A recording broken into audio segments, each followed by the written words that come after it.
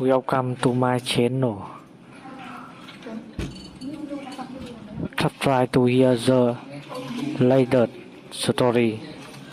1 month after she moved in, I noticed the smoke alarm kept flashing red. She said it was nothing. I took it down. Inside was a tiny mic, connected to her old tablet. I didn't ask why. I just replaced it with one of my own, and let it record what she said when she thought I'd left again. The smoke alarm had been flashing red for 3 weeks straight, creating an ominous rhythm that seemed to pulse in sync with my growing unease about Lauren's behavior. Every morning, I would wake to that crimson beacon blinking above our bedroom doorway. And every morning Lauren would have another perfectly reasonable explanation ready before I even asked. The battery was dying. She would insist while sipping her coffee, or the sensor had accumulated dust from the construction work happening 2 blocks away. Sometimes she claimed it was a quirk of these older apartment models, something she had researched extensively after noticing my concern. Her explanations were so detailed and confident that I almost convinced myself she was right, except for one nagging detail that kept me awake at night.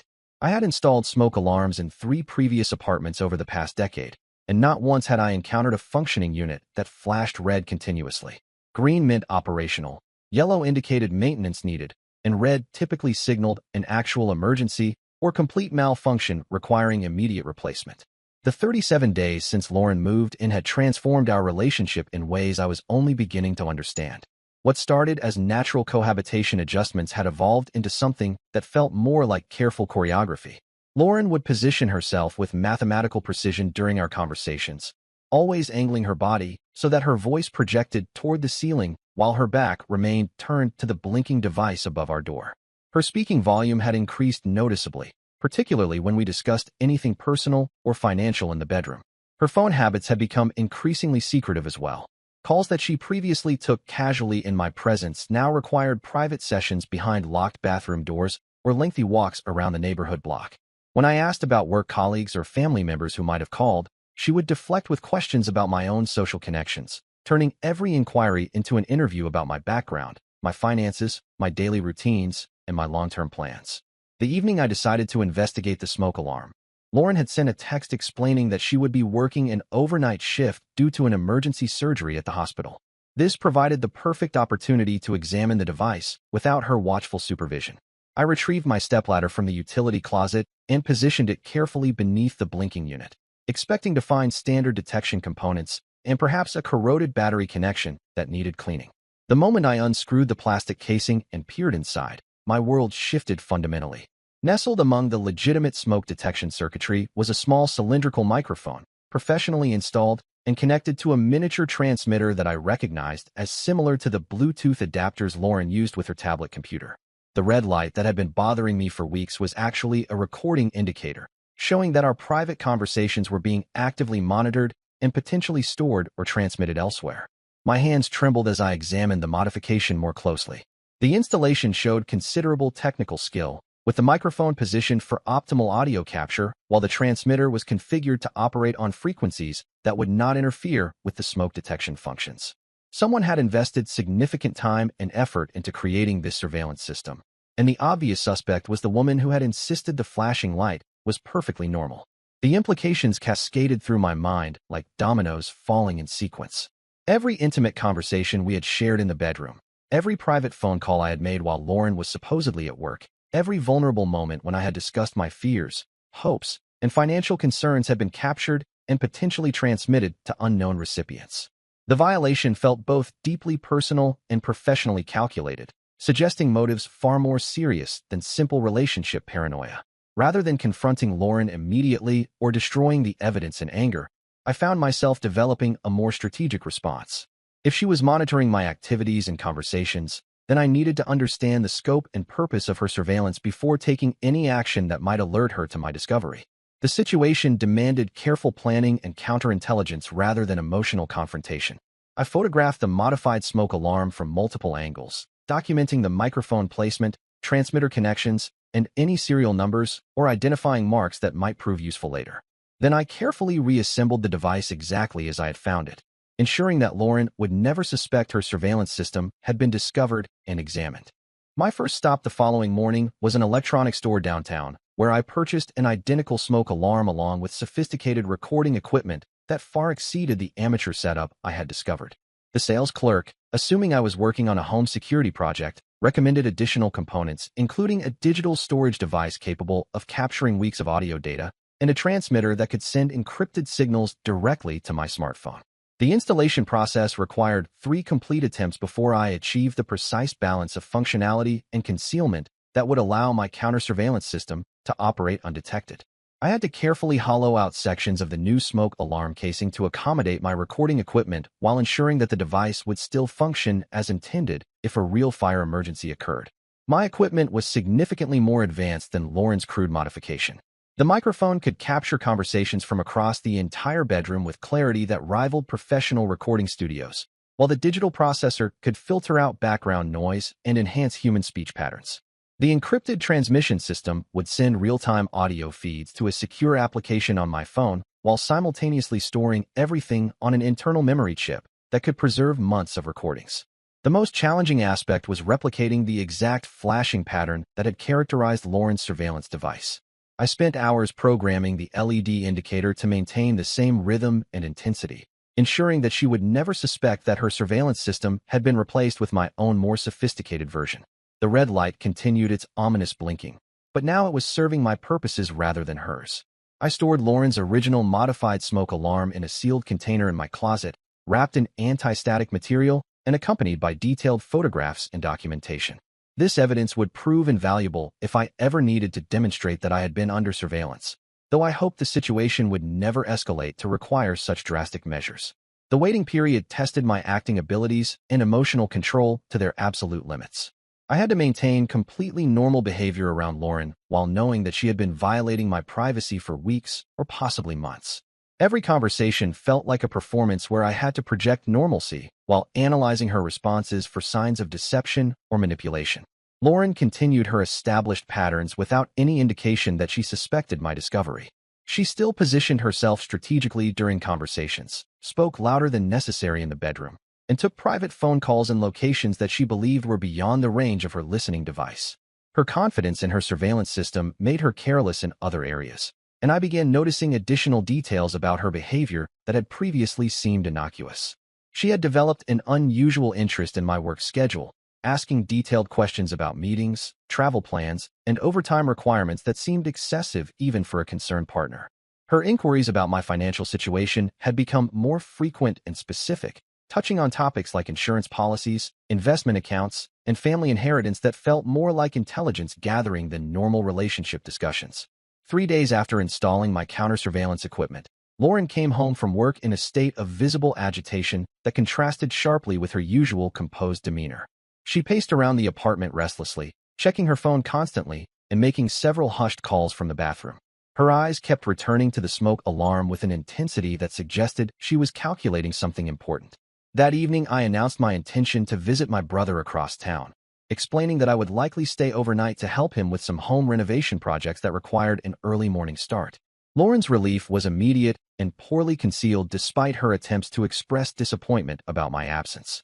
She kissed me goodbye at the door with unusual enthusiasm and reminded me repeatedly to drive safely, as if my departure was more important to her than my eventual return. I drove around the neighborhood several times before parking 3 blocks away and walking back to our building through the service alley that provided access to the rear fire escape.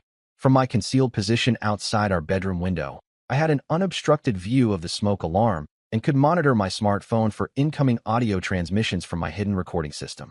Lauren's first phone call began exactly 19 minutes after my departure, and the voice that emerged from my hidden microphone was completely foreign to me. Gone was the warm, caring tone I had known for months, replaced by cold professionalism that suggested extensive training in deception and manipulation. She was reporting to someone about my daily patterns, work commitments, financial resources, and personal vulnerabilities with the detached efficiency of an intelligence operative filing a mission report.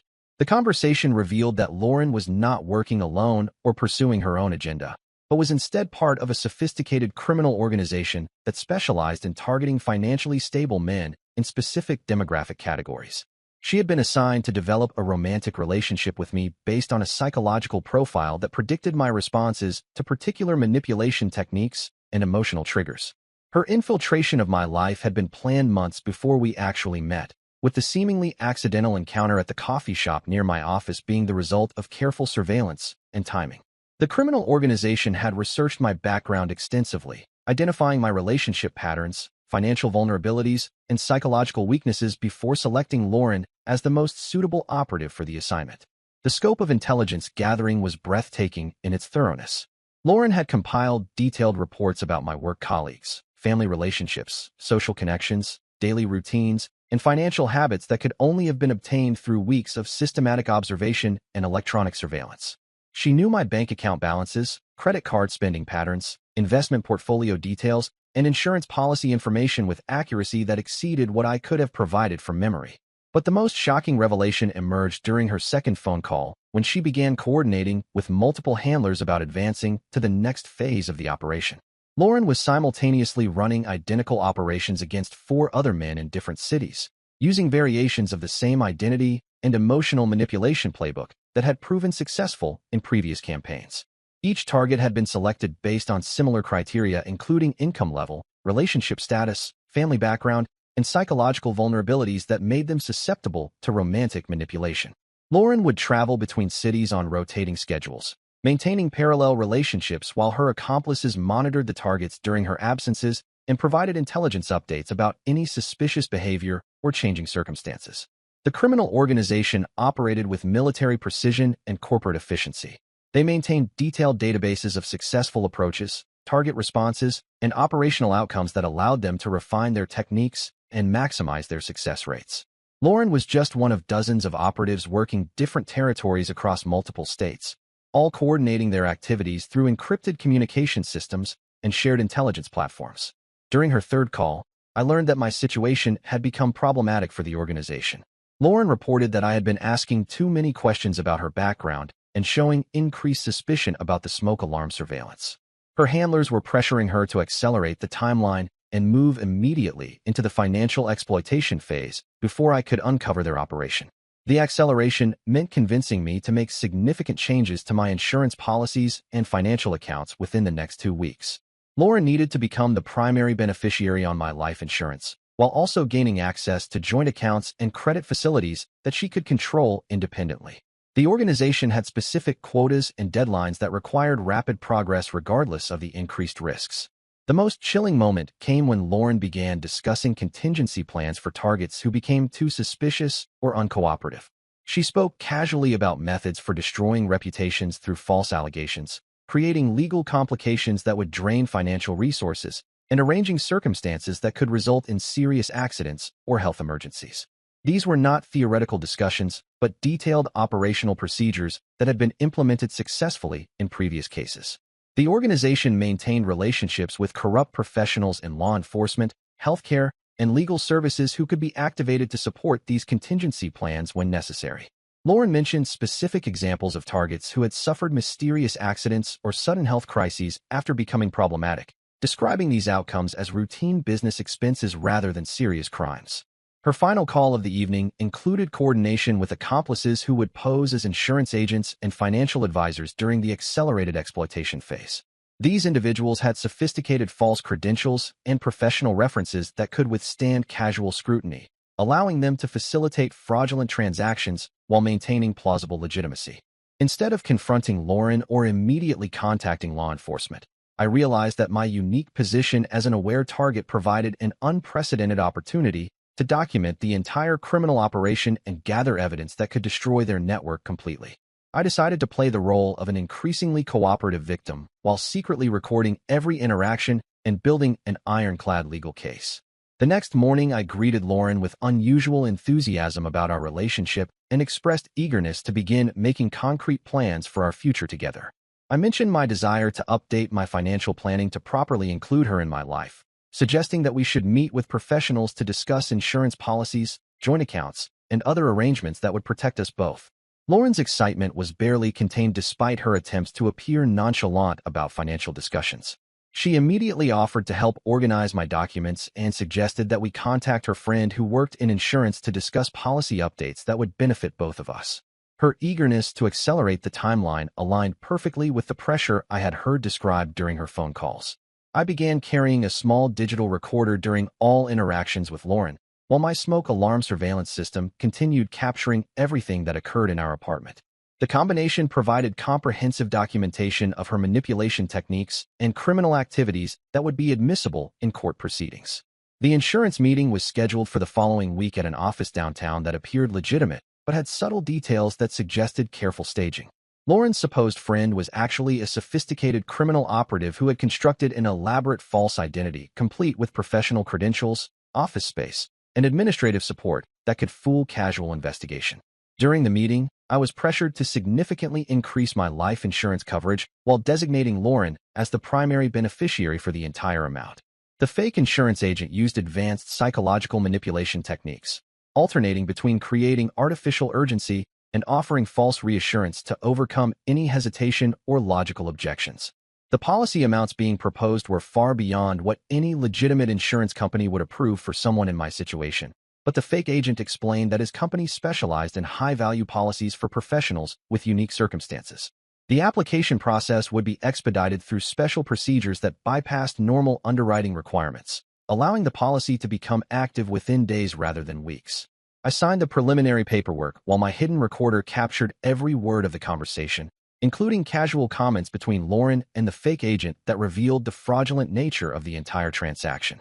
They discussed commission structures, payout schedules, and operational procedures that would never exist in legitimate insurance business. The loan application process was even more revealing about the scope of their criminal enterprise. Lauren suggested that we apply for a substantial business loan to start a consulting firm together, with both of us having equal access to the borrowed funds, but with her handling all day-to-day financial management responsibilities. The loan officer was clearly another criminal accomplice who had access to genuine bank facilities and legitimate loan processing systems. The approval moved forward despite obvious red flags that should have triggered additional scrutiny, including inconsistencies in Lauren's employment history and financial background that any competent underwriter would have identified immediately. Meanwhile, I had retained an attorney who specialized in complex fraud cases and was building a comprehensive evidence file that included audio recordings, photographs of surveillance equipment, documentation of false identities, and detailed timelines of the criminal activities. My lawyer explained that I was dealing with a sophisticated racketeering organization that had likely victimized hundreds of people using similar methods across multiple jurisdictions.